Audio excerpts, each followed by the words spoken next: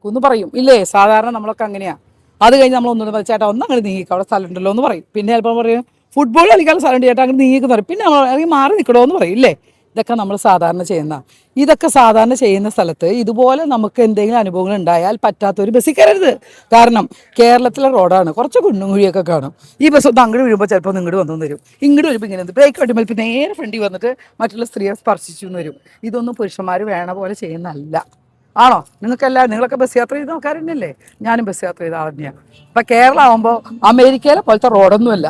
അത്രയൊക്കെ ബുദ്ധിമുട്ടുണ്ട്, സഹിച്ചിട്ട് തന്നെ വേണം ബസ്സിൽ കയറണമെങ്കിൽ. അങ്ങനെ ബസ്സിൽ കയറി പ്രതികരിക്കാൻ അറിയാത്ത സ്ത്രീകൾ ബസ്സിൽ കയറരുതേ. അവരൊരു കാര്യം ചെയ്യട്ടെ, അവരുടെ വണ്ടിയിലും കാറിലൊക്കെ യാത്ര ചെയ്യട്ടെ. സാധാരണയായ പുരുഷന്മാരൊക്കെ വണ്ടി യാത്ര ചെയ്യുമ്പോൾ എല്ലാവരും എന്തെങ്കിലും പ്രശ്നങ്ങൾ അങ്ങോട്ടും ഇങ്ങോട്ടൊക്കെ ഉണ്ടെങ്കിൽ അത് സഹകരിച്ച് അവരോട് പറഞ്ഞ് മനസ്സിലാക്കാതെ ഈ മാതിരി വീഡിയോ എടുത്ത് മുട്ടും തോറും വളരെ സന്തോഷത്തോട് രസിക്കുന്നവർക്ക് തക്കതായ ശിക്ഷ കൊടുത്ത് നടപടി എടുക്കുക തന്നെ